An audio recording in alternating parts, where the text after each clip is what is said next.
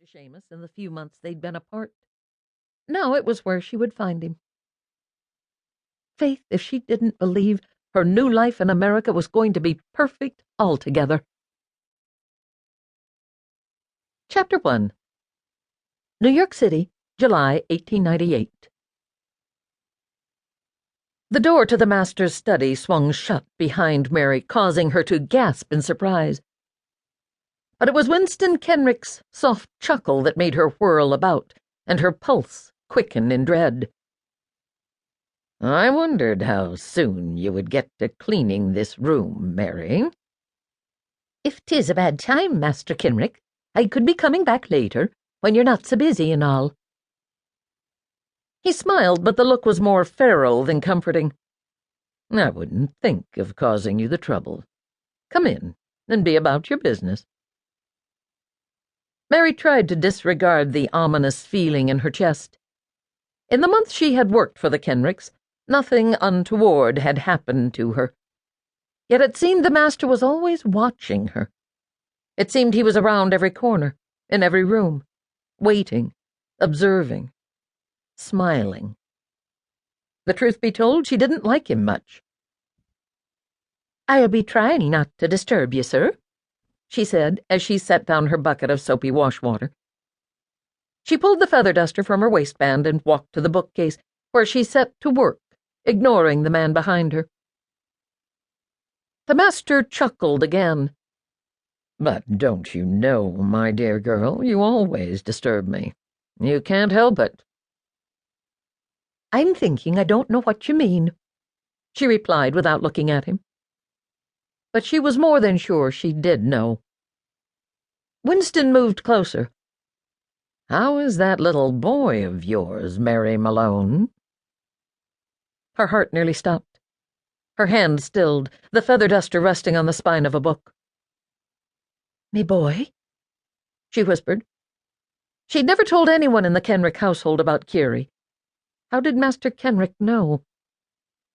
"It must be difficult, raising an infant on your own. What is he? Almost a year old now?" She remained stubbornly silent. "I could make it easier for you, Mary." "I'm having no complaints as things are now." His hands alighted on her shoulders. Slowly he turned her to face him.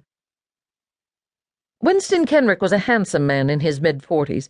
His hair was silver-gray, but rather than making him look old, it added to his distinguished appearance.